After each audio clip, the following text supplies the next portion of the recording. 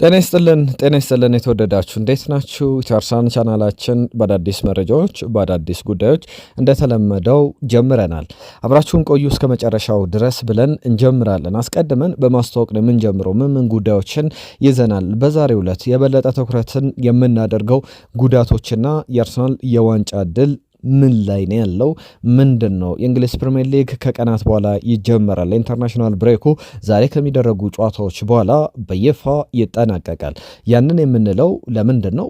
ከኢንተርናሽናል ብሬክ በኋላ የአርሰናል ወሳኝ ጨዋታዎች፣ ወሳኝ መርሃ ግብሮች አሉ። አርሰናል ማሸነፍ ያለበት እንደ ቡድንም የሚጠበቅበት ማለት ነው። በእነዚህ ሂደቶች ላይ ሊነሱ የሚችሉ ነጥቦች አሉ። በስፋት እየዳሰስናቸው እየነገርናችሁ እንቆያለን። ለሁሉም በቻላችሁት አብራችሁን ቆዩ። እነዚህን ጉዳዮች የበለጠ ትኩረት እናደርግባቸዋለን። የጉዳት ዜናዎች ሪካርዶ ካላፊዮሪ ጋብሪኤል ማጋሌሽን በተመለከተ የወጡ ዜናዎች አሉ። ራሱ ማርቲን ኦዴጋርድ ስለ ጉዳቱ የሰጠው አስተያየት አለ። ምን ማለት ነው? አጭር ቆይታ ነበር የነበረው ከቲቪ ቱ ጋር የነበረው ቆይታን ተመልክተናል። እሱንም ቢሆን ምን ማለት ነው የሚለውን እየነገርናችሁ እንቆያለን። ከዛ ውጪ ሌሎችንም ሀሳቦች እንዳሰሳለን። ከነዚህ ሀሳቦች መካከል በዋነኝነት የዋንጫ ፉክክሩ ላይ ቲየሪ ሄንሪ፣ አለን ሺረር ምን አሉ? አርሰናል ምን የዋንጫ ተስፋ አለው? በተለይ ቲየሪ ሄንሪ በተደጋጋሚ የሚያነሳቸው ሀሳቦች አሉ። አሁንም ሌላ ተጨማሪ ጉዳይ በተለይ ስለ ሰንደርላንዱም ጨዋታ አንስቷል።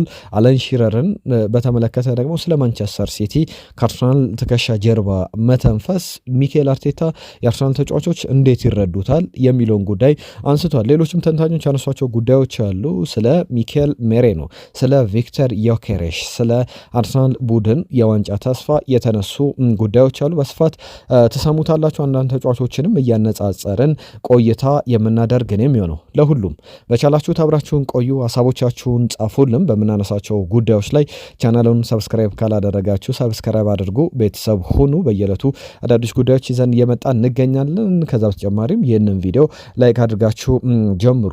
አስቀድሜ ከጉዳት ዜናዎች ጋር በተያያዘ ስለ ቪክተር ዮኬሬሽ የኢንተርናሽናል ብሬክ በኋላ ስለመመለስ እርግጠኛ የሚነገር ጉዳይ ነው።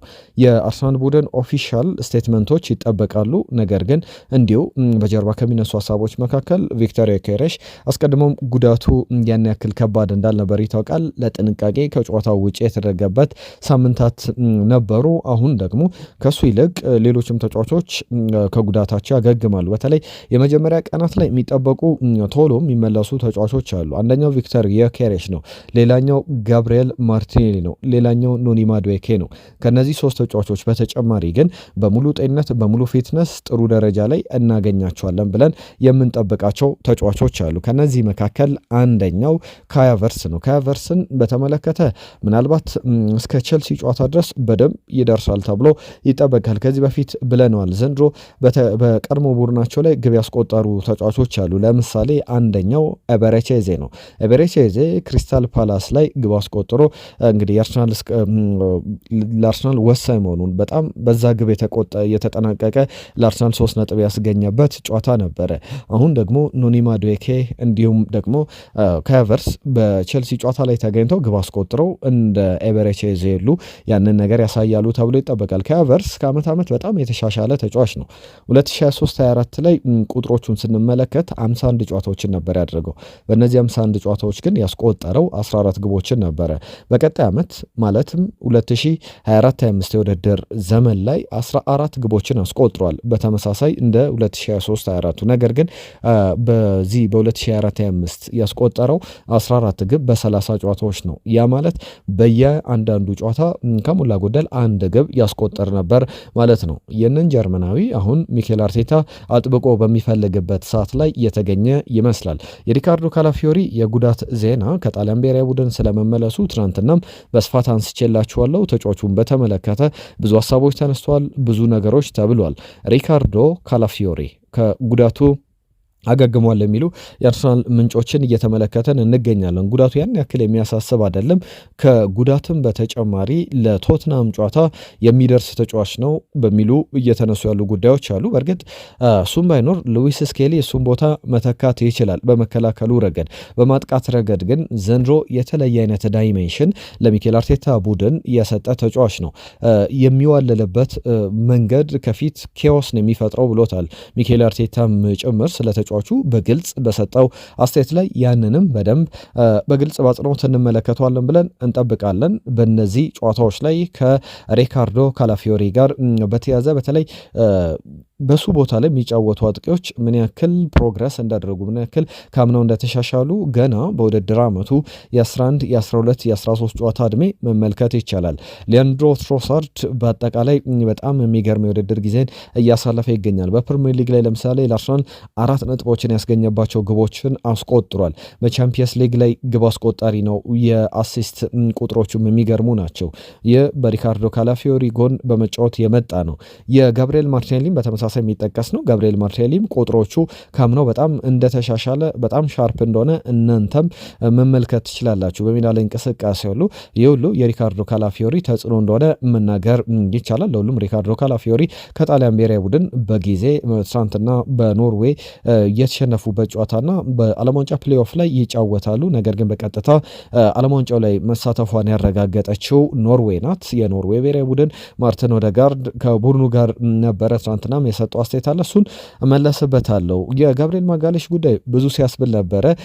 ብዙ አርሰናል ደጋፊዎች ከጉዳቶች ሁሉ የሚያሳስባቸው ነው። በዚህ ሰዓት ላይ ተከላካይ ብቻ አይደለም። እስኪ የእናንተን ሀሳብ ጻፉልን። ጋብሪኤል ማጋሌሽ ተከላካይ ብቻ እንዳልሆነ በደንብ ትገምታላችሁ። ሀሳቦቻችሁም ይህንን ያሳያል ብዬ አስባለሁ። አርሰናል ምን ይጎልበታል ጋብሪኤል ማጋሌሽ ባይኖር?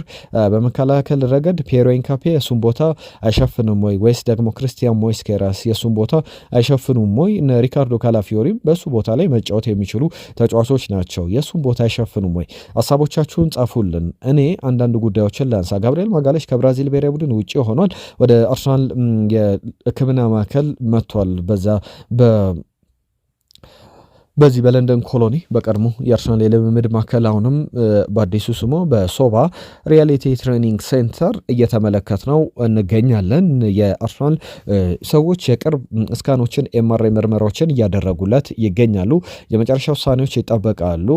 ካርሎ አንቸሎቲ ይቅርታ የጠየቁበት የብራዚል ብሔራዊ ቡድን በተለይ ልምምድ ከዋናው ቡድን ጋር ሳይሰራ በጨዋታው ላይ ግን ያን ያክል የወዳጅነት ጨዋታው ነው ለምን ተጠቀሙበት በሚል የሚያስጠይቅ አይነት ድርጊት ነበረ። በብራዚል ብሔራዊ ቡድን ድርጊት የአርሰናል ደጋፊዎች ብቻ አይደለም አርሰናል ቡድኑም ቅር እንደተሰኘ የሚያሳዩ መረጃዎች አሉ።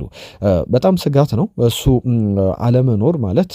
የጋብሪኤል ማጋሌሽ መከላከሉን አያሳሳም ማለት አይደለም። ከመከላከሉ ይልቅ ለኔ ማጥቃቱን በደንብ የሚያሳሳ ነው። የሱ ፕሬዘንስ ማጥቃት ላይ በተለይ የቆሙ ኳሶች ላይ የማዕዘን ምቶች ላይ የረጅም የእጅ ውርወራዎችም ሲገኙ የጋብሪኤል ማጋሌሽ መኖር የበለጠ ፍሩትፉል የሆነ ውጤታማ የሆነ የሱ መኖር በጎል የሚተረጎም የሱ መኖር በአሲስቶች የሚተረጎም እየሆነ እየተመለከተ እንገኛለን እና የሱን ሙቭመንቶች ተቃራኒ ቡድን መጠቀም መከላከልም እስከማይችሉ ድረስ ያንን በጉል እየተመለከተን እንገኛለን። ለሁሉም ያ በስፋት የሚነሳው ጉዳይ ነው። ከጋብሪኤል ማጋሌሽ ጋር በተያዘ ዝርዝር የጉዳት መጠኑ የሚኬል አርቴታ ሪፖርቶች የአርሰናል ኦፊሻል ስቴትመንቶች ይጠበቃሉ።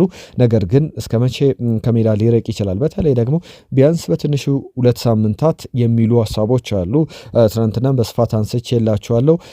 ያጋጠመው ጉዳት የዚህ የብሽሽት ጉዳት ነው። ታፋ ውስጥ ያሉ ጡንቻዎች መሰንጠቅ ከሌላቸው መሰንጠቅ ካለ እስከ 3-4 ወራት ሊቆየው ይችላል። ነገር ግን የእሱ ጉዳት ቢያንስ ከ2 ሳምንት ባይበልጥ የአርሰናል ደጋፊዎች ደስታቸው ይሆናል ብዬ ገምታለሁ። ለሁሉም ያንን በቀጣይ በዝርዝር የምንመለከተው ጉዳይ ነው። ሪካርዶ ካላፊዮሪ መመለሱም በበጎ ነገር ልንመለከተው ምንችለው ነው። ጋብሪኤል ማጋሌሽ ባይኖር እንኳን በሚሉ ሀሳቦች ላይ ቆየት ብሎ ሌሎች ነገሮችን ማንሳት ይቻላል። ቀደም ያነሷቸው ናቸው። የዚህ የቪክተር የኬሬሽ፣ ኖኒ ማዱኬ፣ የጋብሪኤል ማርቲኔሊ መመለስ የሚጠበቅ ነው። ጋብሪኤል ሱስ 1 ዓመት ወይም ደግሞ 10 ወራት አካባቢ 298 ቀናት ከሜዳ ርቆ ከማንቸስተር ዩናይትድ የፌብሩዋሪ ወር የኤፍኤ ካፕ ጨዋታ በኋላ ዳግም ያልተመለከትነው ተጫዋች ነውና ለሱም መጠነኛ ስጋት ነው ቶሎ ወደ ሜዳ ቢመለስ። ነገር ግን ከዋናው ቡድን ጋር ልምምድ እየሰራ ይገኛል። አሁንም በዝግ ስቴዲየሞች ሊደረጉ የሚችሉ ጨዋታዎች አሉ ብለን ስናነሳ ነበረ። በቀጣይ እናነሳቸዋለን። በእንደዚህ አይነት ጨዋታዎች ላይ የተሞከረ ፊትነሱን የጨዋታ ዝግጁነቱን በደንብ ይለካል። የተለያዩ ሜትሪክሶች ተወስደው ለጨዋታ ብቁ ነው ወይ ተክለ ሰውነቱም ያንን ጨዋታ ኮምፒቲቲቭ እግር ኳስ የማድረግ አቅም አለው ወይ የሚለው ይታያልና የጋብሪኤል ሱስ ነገር በዛ የሚተረጎም ነው። የማርቲን ኦዴጋርድን ጉዳይ ላንሳላችሁ። ከኦዴጋርድ ጋር በተያዘ ከቲቪ2 ጋር የነበረው ቆይታ ነበር። ኖርዌይ ብሔራዊ ቡድን ማለፏን ካረጋገጠች በኋላ ለዓለም ዋንጫ ከ28 ዓመታት በኋላ ኤርሊንግ ብራውት ሃላንድን እነ ጆርገን ስትራንድ ላርሰንን የመሰሉ ጥሩ ተጫዋቾች ያሉበት ቡድን ነውና በዓለም ዋንጫ ላይ እንመለከታቸዋለን።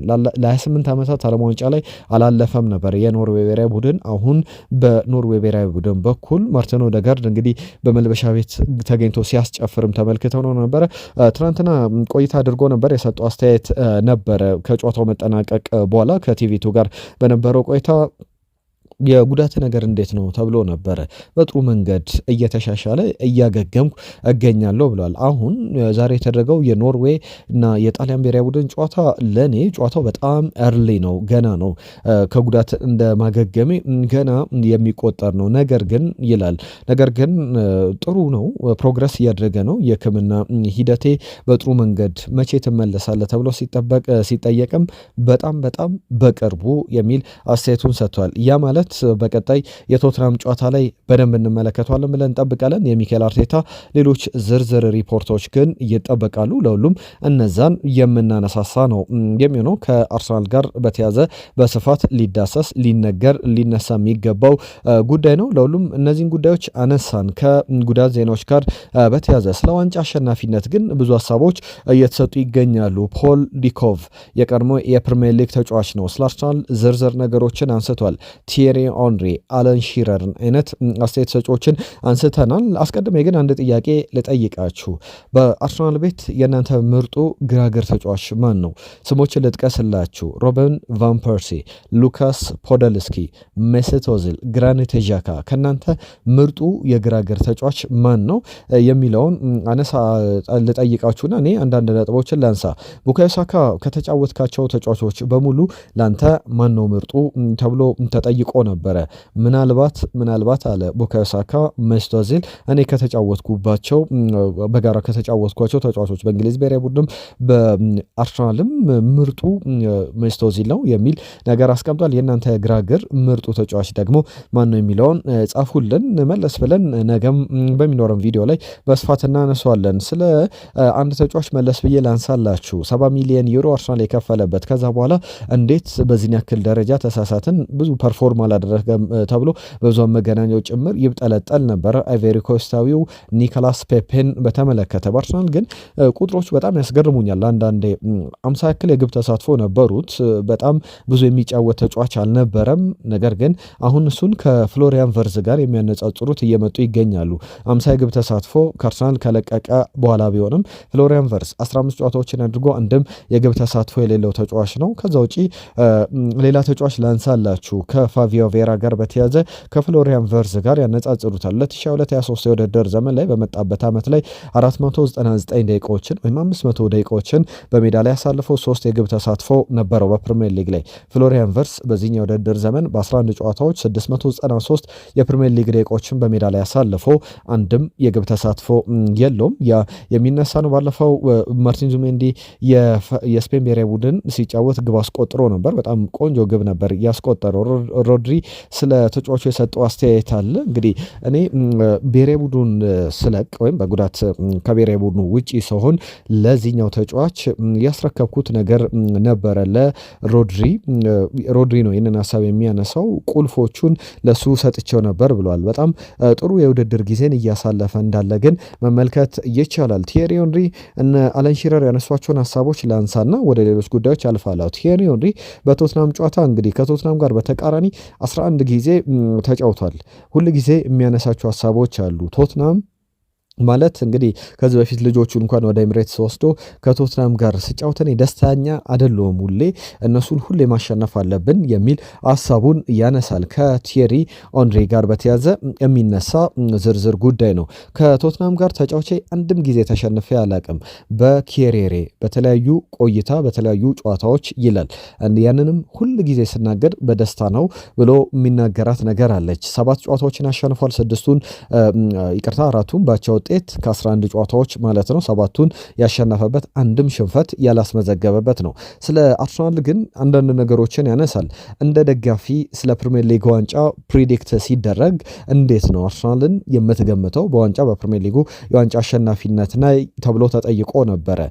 በዚህ ጉዳይ ላይ ያነሳቸው ጉዳዮች አሉ በዝርዝር። ከዚህ በፊትም ስለ አርሰናል ብዙ ነገር ብሎ ብዙ ሀሳቦችን አካፍለናል። አዲሱ ነገር እኔ አርሰናል ዘንድሮ ዋንጫውን ያሸንፋል ብዬ እንደ ደጋፊ መናገር እችላለሁ ይላል። በጣም ሶሊድ ቡድን ነው የተገነባው። ከሰንደርላንድ ጋር ያንን ትንሽ መጠነኛ ክፍተት ተመልክተናል። ነገር ግን ያ ሁል ጊዜ የሚያጋጥም አይደለም፣ ከስንታን የሚያጋጥም ጉዳይ ነው ብሏል። እንደማስበው ይላል ቲየሪ ሄንሪ በውድድር ዓመቱ ላይ በጣም ሶሊድ ሪጅድ የሆነ ቡድን የተገነባበት ነው።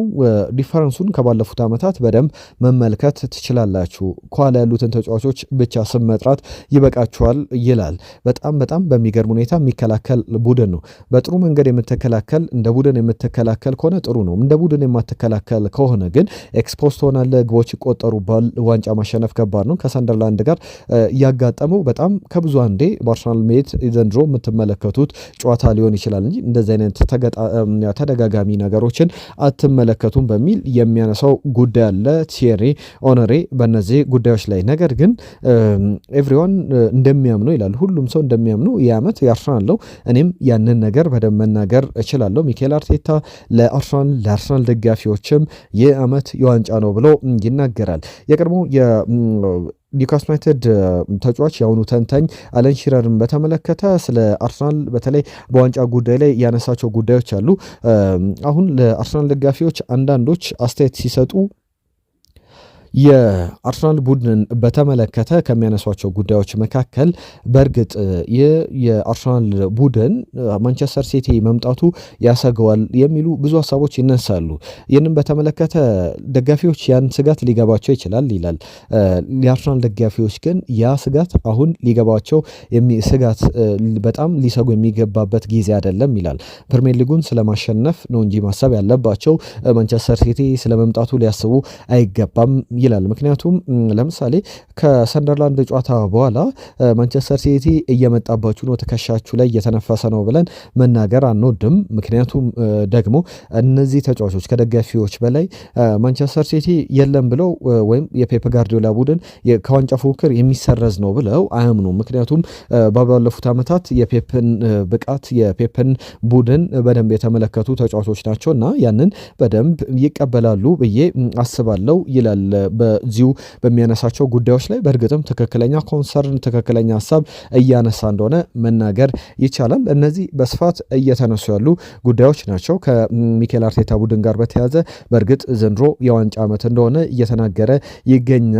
ከዛ ውጪ ግን የፕሪሚየር ሊግ የቀድሞ ተጫዋች ፖል ዲኮቭ ያነሳቸው ጉዳዮች አሉ። ስለ ሚኬል አርቴታ ቡድን ስለ ቪክተር ዮኬሬሽ ለምሳሌ 20 ግቦችን አስቆጥሮ ለማጠናቀቅ ለምሳሌ በቻምፒየንሺፕም በእንግሊዝ እግር ኳስ ላይም አንድ አጥቂ ፕሮፋይሊክ የሚባለው በአመት ቢያንስ በውድድር ዓመቱ 20 የሊግ ግቦችን አስቆጥሮ የሚያጠናቅቅ ከሆነ ነው።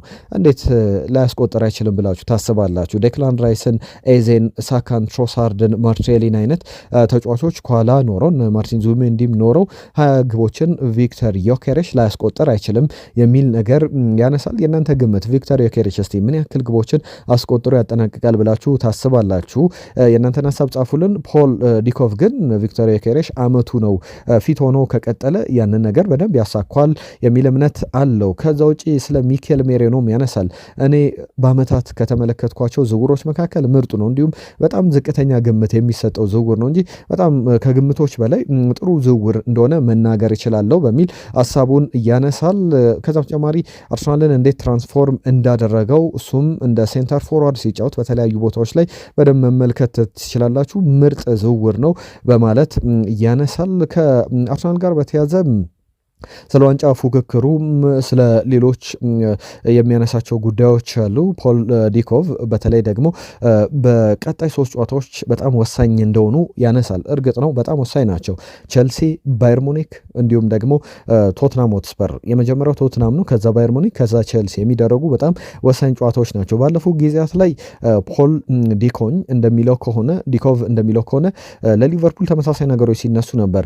አስቶን ቪላ፣ ማንቸስተር ሲቲ፣ ሪያል ማድሪድ የሚገጥመውና ከባድ ነው። ይህንን ካለፈ ለሱ በጣም ጥሩ የውድድር ዘመን ይሆናል ብለን ነበረ። በተመሳሳይ ለአርሰናልም ያንን ማንሳት ይኖርብናል። ሲቲም በተደጋጋሚ ቦርንመዝን ገጠመ፣ ከዛ በኋላ የዶርትመንድ ጨዋታ መጣ፣ ከዛ በኋላ ሊቨርፑል።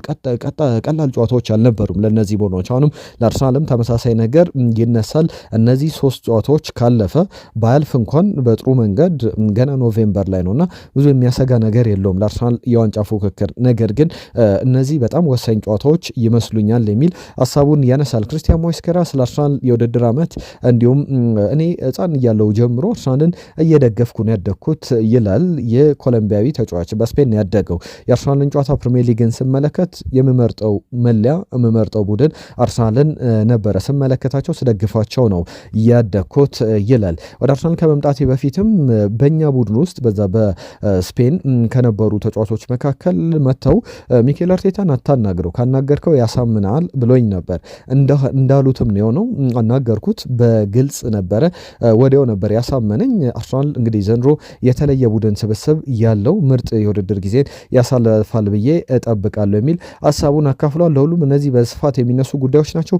ነገም የዝውውር ሀሳቦችን፣ ጥልቅ ጉዳዮችን ከዝውውር ጋርም ከጉዳት ዜናዎችም ጋር አርሰናልን የተመለከቱ የተለዩ የሚብራሩ ጉዳዮችን ይዘን እንመለሳለን። ለምሳሌ ትናንትና በፈረንሳይ ብሔራዊ ቡድን እረፍት ተሰጥቶት ነበር ዊሊያም ሳሊባ። በእንግሊዝ ብሔራዊ ቡድን ቡካዮ ሳካ ተቀይሮ ነው የገባው። ዴክላን ራይስ 62ኛው ደቂቃ ላይ ተቀይሮ ወጥቷል። ኤቤሬቺ ኤዜ ለአንዳንዶች ተጫዋቾች እንግዲህ የጨዋታ ጊዜ ያስፈልጋቸዋል። እንደ ኤቤሬቺ ኤዜ ብዙ ደቂቃዎች ላይ እየተሰለፈ ያልሆነ ተጫዋች ነው። በአርሰናል ቤት በተለይ ፉክክሮች ያሉበት እና አንዳንድ ጨዋታዎች ላይ ተቀይሮ ሲገባ፣ አንዳንድ ጨዋታዎች ላይ ደግሞ በመጀመሪያ አሰላለፍነት ስንመለከተው ነበር። ትናንትና በእንግሊዝ ብሔራዊ ቡድን የመጀመሪያ ተሰላፊ ነበረ። ትናንትና እንደገመት ነው የሆነው። ቡካዮ ሳካ ተቀያሪ ነበረ። ኤቤሬቺ ኤዜ በመጀመሪያ አሰላለፍ ላይ ገብቶ ተጫውቷል። ለሱ ጥሩ ነው፣ ለቡካዮ ሳካም ጥሩ ነው። እነዚህን የጉዳት መጠኖችን ለመቆጠብ ጉዳቶች እንዳይከሰቱ ለማድረግም ከሚያስችሉ ነገሮች መካከል አንዱ ነውና በዛሬው ዕለትም የሚደረጉ ሌሎች ጨዋታዎችን ጠቅለል አድርገን ነገ በስፋት ከኢንተርናሽናል ብሬኩ መጠናቀቅ በኋላ አርሰናል ተጫዋቾች እንዴት አሳለፉ ብለን በዝርዝር እንመለስበታለን። የጉዳት ዜናዎችን፣ የዝውውር መረጃዎችንም ይዘን መጣለን። ለዛሬ ግን ያዝናቸው ጉዳዮች እነዚህን ይመስላሉ። ሀሳቦቻችሁን ጻፉልን ባነሳናቸው ጉዳዮች ላይ። አብራችሁን ስለነበራችሁ ከልብ እናመሰግናለን። ኢንተርናሽናል ቻናልን ሰብስክራይብ አድርጉ። ጤና ይስጥልን።